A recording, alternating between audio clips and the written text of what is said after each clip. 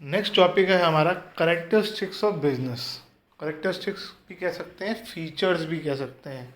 अगर आपसे फीचर्स पूछा जाए बिजनेस का, इवन नेचर पूछा जाए बिजनेस का, तो भी आपको यही जवाब देना है, फीचर्स, करेक्टरिस्टिक्स और नेचर। तो इसमें हम पढ़ेंगे कि किसी चीज़ को बिजनेस कहलाने के लिए उसके अंदर क्या क्या क्वालिटीज़ होनी चाहिए, किसी भी एक्टिविटी को, इकोनॉमिक एक्टिविटी को। या आप ऐसा भी कह सकते हैं कि बिजनेस में क्या क्या फीचर्स होते हैं। जैसे कि इंसान के फीचर हैं कि इसकी दो आँखें हैं, दो कान हैं, सर में बाल होते हैं, है ना, दो पैर होते हैं, नाक होती है, मुंह होता है। तो ये सब चीज़ें जो हैं फीचर्स हैं पर्सन के, है ना। तो यहाँ पर हम पढ़ेंगे कि बिजनेस के क्या फीचर्स होते हैं। पहला है कि बिजनेस एक इकोनॉमिक एक्टिविटी है, यानी बिजनेस जो है हमेशा लाइवलीहुड अर्न करने के लिए किया जाता है। अगर आप लाइवलीहुड अर्न करने के लिए एक्टिविटी नहीं कर रहे हो तो वो कभी भी बिजनेस नहीं हो सकता, चाहे आप कोई भी एग्जांपल लेके सीख लो। अगर आप बिजनेस, अगर जैसे बहुत सारे एनजीओ चलते हैं, आपने सुना होगा, नॉन गवर्नमेंट ऑर्गेनाइजेशन या ऐसे ऑर्गेनाइजेशन जो दूसरे की हेल्प करते हैं। जैसे सोनू सूद ने बहुत से लोगों की हेल्प करी बसेस के थ्रू। अब उसने भी पैसा खर्च किया, बहुत कुछ किया, तो क्या वो बिजनेस कर रहा था? नहीं, वो लाइवलीहुड अर्न करने के लिए ये नहीं कर रहा था। हाँ, अगर वो बसेस के चार्जेस लेने लग जाता कि हमें पैसे दो जाने के, तो वो बिजनेस हो जाता। प्रोडक्शन और procurement of goods and services, इसमें दो वर्ड यूज हो रहे हैं। प्रोडक्शन शायद आपने पहले भी सुना होगा, यानी बनाना, और दूसरा वर्ड यूज हो रहा है प्रोक्योरमेंट, यानी खरीदना। आपके आसपास जितनी भी शॉप्स, बिजनेस हैं, वो दो तरह के होते हैं गुड्स से रिलेटेड। या तो वो गुड्स को बनाकर बेचते हैं या गुड्स खरीद कर भेजते हैं। तो अगर वो बनाकर बेच रहे हैं तो प्रोडक्शन कहलाएगा, और खरीद कर बेच रहे हैं तो वो प्रोक्योरमेंट कहलाएगा। तो हर एक बिजनेस में इन दोनों में से एक का होना जरूरी है। अब ये कौन से ऑर्गेनाइजेशन ऐसे हैं जो खरीद कर बेचते हैं? आपके आसपास जो है स्टेशनरी शॉप्स होंगी, ये खरीद कर भेजती हैं। इसके अलावा आपके आसपास टॉयज़ की शॉप होगी, ये भी खरीद कर बेचते हैं। शोरूम्स है बड़ी बड़ी कंपनीज के, ये भी खरीद कर बेचते हैं, है ना। मोबाइल की शोरूम शॉप्स होंगी, ये भी खरीद कर बेच रहे हैं। जो ऑर्गेनाइजेशन सामान को खरीद कर बेच रहे हैं, जनरल स्टोर, कन्फेक्शनरी आइटम्स, ये सब कहलाते हैं trading firm. Trading firm, FIRM। Organisation को हम फर्म भी कहते हैं। अगर वो ऑर्गेनाइजेशन बिजनेस कर रहा है तो वो फर्म कहलाता है। ऑर्गेनाइजेशन तो हमारा स्कूल भी है, लेकिन हमारा स्कूल बिजनेस नहीं कर रहा है, तो उसके लिए फर्म वर्ड यूज़ नहीं करेंगे। ऐसे ऑर्गेनाइजेशन जो बिजनेस करते हैं उनके लिए फर्म वर्ड यूज़ करते हैं। तो ऐसे ऑर्गेनाइजेशन जो चीज़ को खरीद कर बेच रहे हैं, खरीद रहे हैं और बेच रहे हैं, वो ट्रेडिंग फर्म होते हैं। और जो चीज़ बनाकर बेच रहे हैं, बनाकर बेचने वाले आपके घर बड़ी बड़ी फैक्ट्रीज तो पता ही है कि पार्ले की फैक्ट्री है, मैगी की फैक्ट्री है, मोबाइल जहाँ बन रहा है उसकी फैक्ट्री है। आपके घर के आसपास भी है आटा चक्की, गेहूं से आटा बनाकर बेच रहे हैं। बेकरी होगी, ब्राउनीज है जैसे, वो बनाकर बेच रहे हैं। उसके अलावा आपके घर के आसपास जो है समोसे बनाने वाला होगा, और उसके मिठाई बेचने वाले जो स्वीट शॉप्स हैं, ये सब बनाकर बेच रहे हैं। तो ऐसी ऑर्गेनाइजेशन को, फर्म को बोलते हैं मैन्युफैक्चरिंग फर्म्स। तो दो तरह की फर्म्स होती हैं, मैन्युफैक्चरिंग फर्म्स और ट्रेडिंग फर्म्स। मैन्युफैक्चरिंग फर्म्स बनाकर बेचती हैं, ट्रेडिंग फर्म खरीद कर बेचती हैं। तो दोनों में से एक तरह का आपके यहाँ एक्टिविटी होनी ज़रूरी है। जब अब आगे बताया गया है कि गुड्स में भी कंज्यूमेबल और कैपिटल। गुड्स कंज्यूमेबल भी हो सकते हैं और कैपिटल भी हो सकते हैं। कंज्यूमेबल गुड्स वो गुड्स होते हैं जो कस्टमर डायरेक्ट कंजम्पशन के लिए ख़रीदता है, खुद के इस्तेमाल के लिए ख़रीदता है। जैसे कार, बाइक, खाने की कोई भी चीज़ हो, फ़ैन, इन्वर्टर, टेलीविज़न्स। और कैपिटल गुड्स वो गुड्स होते हैं जो कस्टमर आगे गुड्स के प्रोडक्शन के लिए ख़रीदता है। जैसे सिंपल सा आपको एग्जांपल देता हूँ, एक्सरे मशीन।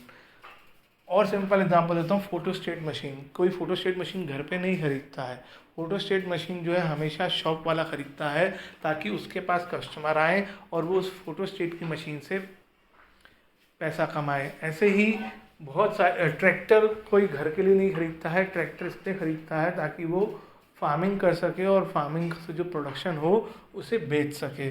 तो ये कैपिटल गुड्स हुए जो फर्दर प्रोडक्शन में यूज़ हो रहे हैं। ये चीज़ आप अभी इकोनॉमिक्स में भी पढ़ेंगे। फिर नेक्स्ट कैरेक्टरिस्टिक्स है सेल और exchange of goods and services. Goods और सर्विसेज का बेचना ज़रूरी है। अगर आप सिर्फ खरीद रहे हैं, बना रहे हैं, तो वो बिजनेस नहीं है। अपने लिए खरीदना या अपने लिए बनाना कभी भी बिजनेस एक्टिविटी नहीं है। आपका खरीदने का पर्पज़ हमेशा सेल होना चाहिए। अगर आप गुड्स को सेल नहीं कर रहे हैं बनाने के बाद, तो इसका मतलब आप बिजनेस नहीं कर रहे हैं। अगर आप खरीदने के बाद उसे बेच नहीं रहे हैं, तो इसका मतलब आप बिजनेस नहीं कर रहे हैं। अगर आपने अपने घर पे ही फार्म, कई लोगों के पास छोटा छोटा गार्डन होता है ना, आपने घर पे ही सब्जियां उगा ली हैं, तो आप बिजनेस थोड़ा कर रहे हो। अगर आपने अपने घर के लिए समोसे बना लिए तो बिजनेस थोड़ा कर रहे हो। अगर आप सेल नहीं कर रहे हो तो you are not doing any business. तो सेल होनी ज़रूरी है। चौथी इंपॉर्टेंट बात, खाली परचेज और सेल ये डिसाइड नहीं करती है कि आप बिजनेस कर रहे हो। Dealing and goods and services should be on regular basis. One time sale और purchase is not regarded as business. एक ही बार खरीदना और बेच देना बिजनेस नहीं कहलाता है। ये एक्टिविटीज़ बार बार होनी चाहिए, तभी आप बिजनेस कर रहे हो। सपोज़ आपने एक बाइक खरीदी और कुछ टाइम बाद, 4 साल बाद वो पुरानी हो गई, आपने उसे बेच दिया और आपने एक नई बाइक खरीद ली। क्योंकि आपने एक बाइक खरीदी थी और बेची, तो इसका मतलब आपने बिजनेस किया? नहीं, ये आप रेगुलरली नहीं कर रहे हो। अगर आप रेगुलरली ये काम करो, कोई पर्सन अगर पुरानी बाइक खरीदता हो और फिर बेच देता हो, तो वो उसका बिजनेस हो जाएगा।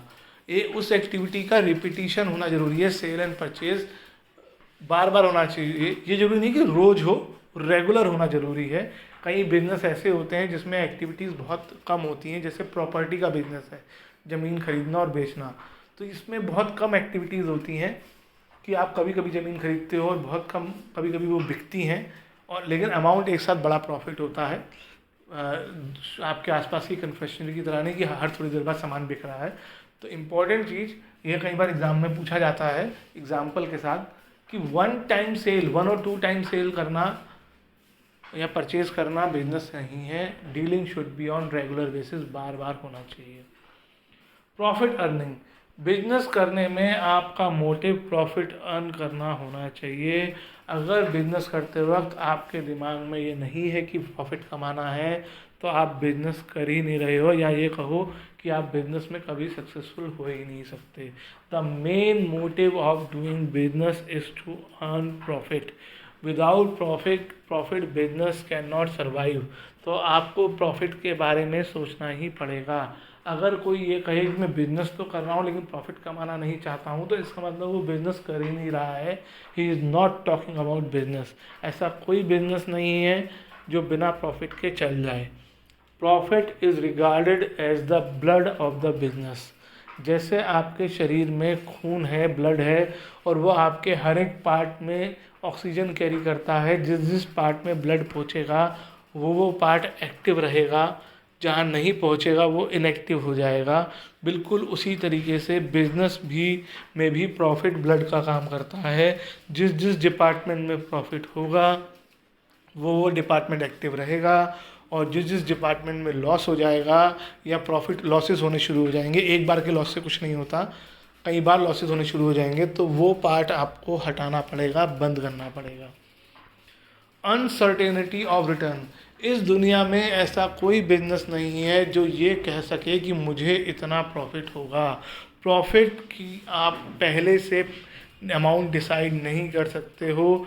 You can plan but it is successful. वो आप प्रॉफिट उतना ही हो जाए जितना आपने प्लान किया था, ये ज़रूरी नहीं है। There is always a possibility of losses और लेस प्रॉफिट। चाहे आप कितनी भी मेहनत करो, you can not make sure कि आपके एफर्ट्स के बेसिस पर ही आपको प्रॉफिट मिले। बिजनेस में रिटर्न की कोई गारंटी नहीं है। Element of risk, her business में रिस्क प्रेजेंट रहता है, चाहे वो कम हो चाहे ज़्यादा हो, depending upon the type of business. किसी में रिस्क ज़्यादा होता है, किसी में रिस्क कम होता है। आप जितने बड़े बिजनेस की बात करोगे उस बिजनेस में उतना ज़्यादा रिस्क होगा, और जितने छोटे बिजनेस की बात करोगे उस बिजनेस में उतना कम रिस्क होगा। ऐसे ही किस चीज़ का बिजनेस आप करने जा रहे हैं ये भी बहुत इम्पोर्टेंट है। तो ऐसा कोई बिजनेस नहीं है जिसमें रिस्क इन्वॉल्व ना हो।